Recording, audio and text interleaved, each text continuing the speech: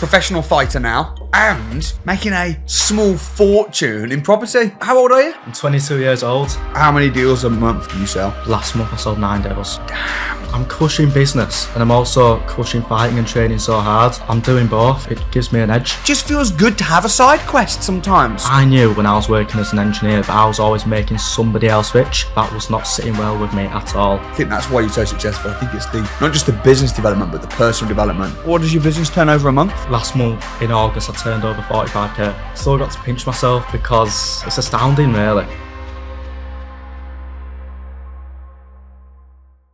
So you're dominating Leeds at the moment. That's right. Young guy, professional fighter now. Yeah. Nice, mate. Just went pro. This year I turned pro, yeah, so I've been getting paid for Thai boxing now. Very cool, mate. Very cool. And making a small fortune in property. That's right, yeah, definitely. And just, how old are you? I'm 22 years old. 22 years old. You're achieving a lot, mate. What are your parents like? Are you from like a very successful family tree? Honestly, no. So it's literally only me doing this right now. So I come from very, very humble beginnings, really. Just grew up with my grandparents all my entire life. Their trade is they just have news agents. Ever since I was young, in school, so if we go back to high school, I was a little bit naughty. And I never really cared for school. You know, I always knew that there was a lot in me to be successful, build well. When did you drop out of school?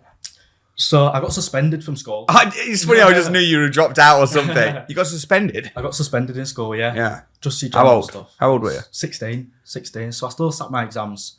Basically scraped a bare minimum. What did you used to do at school? You say you messed around with a bit naughty. Like, what did you do? You know, just I was more bothered about, speaking to friends and you just didn't pay attention to school. Didn't pay attention to school, yeah. I was more bothered about just chilling out, having fun. When did you come across the world of wealth? When did you realise that school doesn't teach jack about financial literacy or becoming a business owner, an investor, interest rates, passive income, active income, assets, liabilities, nothing? When did you discover that world and how did it happen? So this is really funny. So back in school, I used to watch like American property, like Chris Crone, them guys. And I just realised that it was nothing to do with UK property. So I've actually been watching you since 2018, Samuel. So you were literally like 16, 17? 17, yeah. I always find it awkward to get messages from people and they're like, I'm 16 or I'm 17. They're not an adult. I'm 16 or worse is 15. What advice would you give me? And I'm thinking, I can't give you any advice. Because if I say to you, well, drop out of school and do what I did, I'm going to have your parents coming for me. I can't be really communicating with a kid. It's weird. Yeah. So you were watching Grant Cardone and these guys from America, exactly. And that kind of opened your eyes up. That opened my eyes to investing, making money, making your money work for you. I was 17. I think it's the same story with many people who start making money. I read Rich Dad Poor Dad by Robert Kiyosaki. I developed reading books, self-improvement books, Think and Grow Rich, by Napoleon Hill. Those books really helped me, dream big and, want to achieve success. That's great. And what about boxing? Thai boxing? When did that start? Thai boxing started when I was 17 as well. Yeah. Yeah, so I started it quite late into my adult life. Yeah. But I just grew a passion for it. Yeah. And quite quickly I was competing, doing, competitive spars and fighting. I've just been on the ball ever since. How often do you train boxing? Man, I train 5 times a week, 6 times a week. And for an hour? Double sessions, hours on end. So you do about, 10 hours, would you say, training? Probably, man, yeah. On top of that, you do running and... cardio, strength and conditioning. On top of that, easy. PTs as well. Yeah. Serious. Yeah. Competitive as well, yeah. I'm fighting at a good level now, so... Is that making decent money yet, or is it a bit of a slow game? It's a slow game with Thai boxing. Yeah, it's a slow game. Property is where I make my money, as we know, yeah. Why do you do the boxing if you're making so much money in property? And this is a question I get asked. People say, even now I'm doing a bit of boxing. People are like, why? Or if you're making so much money from property, why are you training people? Why have you got a podcast? What? It's because it just feels good to have a side quest sometimes. Yeah. Doing different things, opening a bank, building a hospital, building schools, setting up PIMS, having a training company, then building a statue after me after I die. Just feels good. Yeah. But what about you? Why do you do Thai boxing? Well, it's simple really. I'm still young and I've got the drive, I've got the passion for it. I know I'm good at it. So why don't I just test myself and see how far I can really go with it? Do you ever get conflicted though between your sports and your business? Do you ever feel like, because I can't lie, when I was training for my big fight with Rob Moore, it was so difficult because I'm a bit of an all or nothing kind of guy as well. Yeah. So like now I'm still training boxing, but just a bit lighter. But like the amount of training you're doing, like proper professional Thai boxing, but then also building a property business. Yeah. How do you like switch between the two? Literally, it just comes to, it's hard to switch off because I feel like as an entrepreneur, I'm working 24/7 sometimes. So when I train, it's the only time I can get away from the business. So it lets me de-stress, it lets me focus on something else, put my energy into something else. So it's like a good equilibrium, really. Right, I do get that. Sometimes when I've been in boxing training, I mean, obviously I'm not training like you, but after a session, I feel quite de-stressed, refreshed and alive. Refreshed, yeah. I don't feel like going sometimes. I'm like, oh man, I'm knackered. But then I know once I get there and afterwards, I'll feel great. And it's like you're ready to tackle some new problems as well, Because if you can get punched in the face or you can whack pads, then, you're ready to, it rejuvenates you. When was your last fight? 3 weeks ago now. Did you win? Yeah, I knocked him out. In what round? 4th round. Nice. Yeah, it was a war. So, okay, how do you think, talk to me about mentality, right? You're a young guy, you're 22. How does a 16, 17-year-old kid that's been suspended from school, that basically flunked out, living with grandparents, no one around you at all that's sort of showing you the way to be great success in the traditional sense? Like, how do you, from that environment, living in Leeds in just a few short years, to being a professional fighter and having a property business that makes, what does your business turn over a month? Last month in August, I turned over 45k. Right. None of the other fighters that you're fighting are making that kind of money. How does it feel as well when you're fighting? Do you ever think, like, when you're looking around at all the fighters everyone trains, do you ever think like, wow, I'm probably making more than all of them combined? I don't want to be a dick or anything. Like, I don't want to be a dick. No, of course not. But does it feel weird? It feels good. In the back of my mind, it just gives me that edge as well. Yes. It does. It really does. Why does it give you an edge? Well, because I'm crushing business and I'm also crushing fighting and training so hard. So I'm doing both. Yeah. It gives me an edge. Going back to my original question, how do you go from where you were, some kid in Leeds, to where you are? Like, how does that happen? You know what, Samuel? I still got to pinch myself because it's astounding, really. I don't even know how I've done it. Just having the right people around me, just being confident in myself. You've got to be really confident in yourself and you've just got to dream big and take massive action all the time. What's harder, becoming financially free in property or becoming a pro fighter? They're both very hard on their own. Property business is different. You're going to get a lot of rejections, but I think anyone can make it. Thai boxing is different because you're going to get a lot of setbacks, injuries, you're going to get some bad days, but if you keep pushing, you're still going to make it.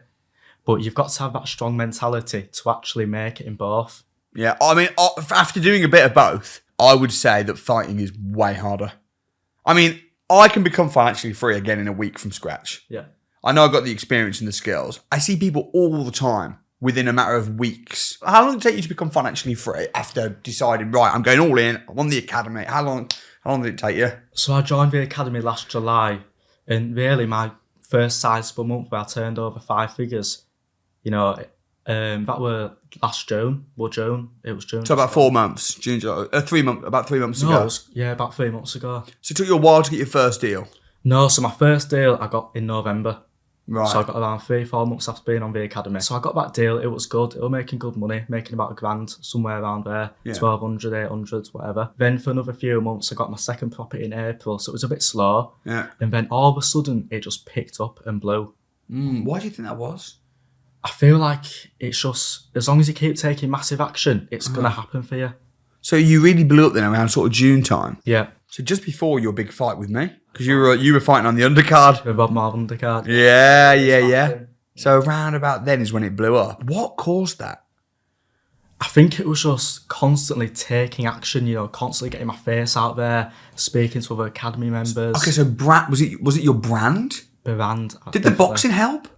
It must have helped a little bit. Also, when you started out, how much money did you have to get started in your property business, and where did that come from? Yeah, good question. So when I was watching YouTube videos around 17, watching you, I'd watch like things about stocks. So I started just funneling as much money as I could into stocks for my job. From your job? What was your job? I was a maintenance engineer. So I was Okay. an apprentice. So I left school, got an apprenticeship in maintenance engineering. Were you earning good money doing that, or was it just like... As an apprentice, I was earning about 20k. Okay. But then I left that and got a full-time job. I was earning about 45k. That, again, that's pretty remarkable. For how old? 18? So I was 21 Okay. when I was earning 45. All right. It's still pretty good, though. So you were basically just using that money, I was using all that money. put it in a bit into stocks. Yeah, if that was going up, I pulled some money out, paid for the academy. I even did property training back in 2020 as well, which wasn't with yourself. Good. Yeah. I mean, look, man, people sometimes say to me, I've done a course with somebody else, as if I'm going to be like, oh, no, we're the best, come to us. I'm like, nah, man, just get educated. Whether that's from school, whether that's from Grant Cardone, whether that's from Tony Robbins, get educated in business and real estate. I think property is probably, in my opinion, I think it's probably the strongest and safest investment. I agree. Why did you choose them? Because you've dabbled around in other courses, you did a bit of stocks. Why did you choose property? I chose property because I always knew that I wanted my own business and to be financially free and to work for myself. Because I knew when I was working as an engineer that I was always making somebody else rich. And for me, that was not sitting well with me at all. I felt like a slave, having to clock in. I wasn't allowed freedom. My income was capped. Sure. And for somebody that does bad in school and doesn't necessarily like being under authority and being told what to do, and which I assume that probably is like you, because you were messed around in school and didn't want to submit to the rules. Some people aren't made for a job. And those people often get ignored in schools, because if you're the kind of kid that doesn't want to think inside the box, put your hand up when you want to go to the toilet, wait for the bell to ring, yes, miss, yes. If you're not about conforming like that, and some people are and some people aren't, but if you're not about that life, then there's nothing really that they teach you at school that's very helpful. They don't teach you about being a business owner or an entrepreneur. There's nothing. Nothing, no. So thank God for YouTube. What a brilliant asset to humanity YouTube and podcasts really are. 100%. Books as well. Self-education, it's also important. Did you have a car at the time? When I was 18. Yeah, did you turn your car into a mini university and get like all the audiobooks and stuff? Yeah, Of course you did, man. Yeah. And I think that's what's paid off for you. I think that's why you're so successful. I think it's not just the business development, but the personal development through all these books and readings. Talk to me about the academy then. So you enrolled onto the academy about a year or so ago? Yeah, just over, yeah. And what were your thoughts at the time? Were you a bit scared? Were you nervous, apprehensive? Big investment for a young guy. I was nervous, but I knew I could make it work. And I just knew if I, submerged myself into it and really got into it and into the nitty gritty, took massive action, that it will pay off for me. Mm-hmm. Because the network was so powerful. I was seeing people around me making, 20, 30, 40, 50, 60k a month, which, they're genuinely people's salaries. In a year. That's a yearly salary for a lot of people. But I knew that I could always achieve it, and being around these people, I knew that it was going to be me. It was just a waiting game. Where do you think that belief comes from? Do you think the belief's always been there from school, or do you think it helped actually seeing real people and going, oh my gosh, they know better than me? And like, would you think that confidence and belief that you could make that kind of money came from? A little bit of both.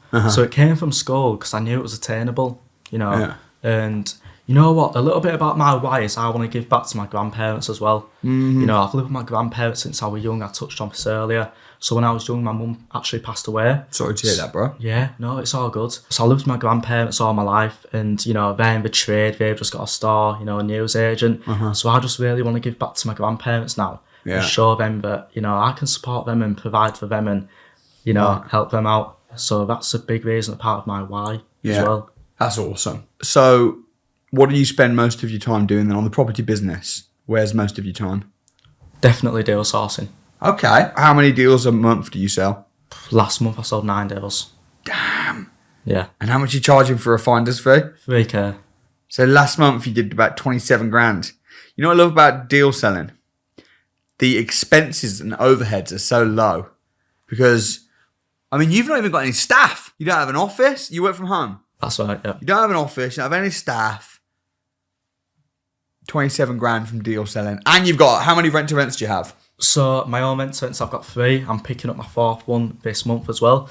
And in my management company, I've now got 6. So in total, you got like 9 properties that you're sort of either involved with in some way, controlling, managing. What's the cash flow on those for you? So my own rent-to-rents, we profit around 1k each. You know, some months are better. One of my properties profited 1,800 last month. Nice. So you're financially free just from your few rent-to-rents? Yeah.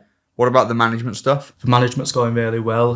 Those few properties turned over 10k last month. Great. I take my cut out of that. I paid myself around 2k from that. Cool. Charging a 15% management fee. So if you had to list them in order of best to worst, managing other people's properties, deal selling, or your own personal rent-to-rents, what are you saying from best to worst? I'd say deal sourcing is up there. At the top? Yeah, because it's high ticket at the end of the day. Yeah. It's so high ticket and it's nice to have that cash in my bank. Managing other people's is really good as well because it's none of my own money in. Yeah, there's no risk for you. Yeah. And then rent-to-rents last? I'd say rent-to-rents last, but it's probably joint second. Okay. Interesting though. I love the management side of things though. So talk to me about that. How are you finding these properties, these opportunities to manage other people's properties? How does it work? How much do you charge? Yeah, so I basically go through landlords and estate agents, and I found now, because I've been doing property for around a year, the landlords that I work with, they're generally passing my name on to other landlords. So quite a few of my properties recently, I've noticed it's been through word of mouth because they know that I pay for rent on time, I cover maintenance issues, I don't give them a headache. So they're passing me these properties, which I can then package and sell or take on for myself, and then say to the investor, look, this property's in Leeds, you might be in, I don't know, Manchester or London or Scarborough. I'll manage it for you. What do you think? And because it's fully hands-off and passive, they're all in for it. And I charge around 15%. 15%? And are you targeting people that are already running a serviced accommodation themselves? Or are you pitching people and going, hey, why don't you run this short stay lets? I'll take over the process. You'll get more money. I'll manage it. How are you doing that? A bit of both. So it's people who've never done it before, who I've got to educate at the same time, and people who are already running their own service accommodations and want to build their portfolio. Right. And you're just stepping in and managing it. Exactly. I'm providing a service. That's awesome. What would you say? What's your experience been like on the academy then? Like, what's that process been like? I've absolutely loved it. You know, networked with so many people, the mentors. You know, yourself, I mean, you always give me opportunity to go on stage and talk, which I thank you for as well. It's been amazing. The network is so valuable, and being surrounded by so many like-minded people, you can't put a price on it. Yeah. It's So no regrets? no regrets at all. Who was it that like you spoke to about the academy initially? Or was there someone you saw on Winners on a Wednesday? Or was there some sort of thing that triggered you and said, I'm in? Or what was it? Well, I knew I wanted to do property for a while, and I was actually speaking to Ibby on a phone call. Yeah. Because I messaged you on Instagram, and I think I just messaged you saying, I want to pay for property training. So you got Ibby to call me that same night, and a few weeks later, I got signed up to rent SA HMO intensive. Makes sense. Got one of the courses first, see what happens. Yeah. And when I was there, in that environment, I just knew I wanted to be on the academy. I wanted the gold badge. That's great, man. What would you say has been the biggest learning point over the last year or so of being full-time? Well, I was going to say full-time property, but you're also a professional fighter full-time, but being financially free, building a large portfolio, becoming a property entrepreneur, what would you say has been some of the biggest learning points, which if you were advising someone that was a year or two behind you, you'd be like, hey, heads up, boom. Reach out and definitely utilise your network and the mentors, because they're going to help you a lot. You know, they've been there, so they can talk from experience, and they're going to help you see things which originally you couldn't see. Makes sense. Don't reinvent the wheel. But it's the same with boxing, right? Imagine trying to box or learn to fight without a coach, without any training, just at home, reading books, watching YouTube videos. You're never going to be any good. You're always going to be shit. When you get proper training, proper education, that's when you excel. Yeah. And yeah, there's a bit of an investment. And yeah, it's not going to be riches overnight. And yeah, it's going to take a few months before you really start seeing the investment. And for some people, it might be I mean, there's some people that make money on the first program. They come on the program and sell it. And for other people, it's 6, 12 months later before they put it. Depends. Everyone's different. Comparison's the thief of joy. Everyone's on their journey. But I think, as I say, you wouldn't try and learn to box without a boxing coach. And I think it's finding the best coaches, the best mentors, the best boxing coaches who are really going to excel your performance as well. Yeah. So it's like being on the academy. I'm being trained by the best. You know, Yeah. I'm surrounded by some of the best entrepreneurs. Yeah, you're literally there with millionaires and multi-millionaires. Like, what about the Accelerate Coach Performance Program? Yep. Like, what happened? I got grilled. Yeah. I got grilled. Yeah. But you got like myself, Russell, my business partner, Tony's done 100 mil, whole bunch of millionaires sat down, you on the chair, going, right, let's go through your business plan. Like, where else can you get that? For like 20 minutes, we were just boom, boom, boom, boom, and we had to scrap off one of your... One of my ventures, yeah. yeah. Because talk about that. So it was a furniture and staging, right? Yeah. So I was doing that, and you used this analogy. You said it's the Jordan Peterson 80-20 rule. Tesha, you're spending 80% of your time focusing on 20% of the money, because I might have turned over 20, 25k that month. I only made 4 or 5k from the furniture and staging. And I was spending hours getting those properties set up. And it was just not sustainable. I was killing myself. So you just told me, you need to outsource it. You need to do something about it. So that's what I've done. I've took action. That's great. And I've now focused my 20% making 80% of the money, which is still sourcing. And hopefully that's helped scale you up a little bit. Help scale me up. Thing. You're right, having the right coach. Ironically, I then tried to pull you back in to help me do some flat packing on one of my properties. And you were like, no, man, I've been banned from that now. I'm not allowed to do that. You've been banned from flat packing. Yeah. Only allowed to be selling deals, taking on properties, signing leases. That's awesome. Well, I'm really, really proud of what you've achieved. And I know this is just the beginning. And on the fighting side as well, mate, like huge respect for that. What will be your final words of wisdom to anyone listening to this? Final words of wisdom: take massive action. Believe in yourself, get surrounded in the right environment, and find the best coaches and mentors. Love. Thanks, bro. Cheers, bro.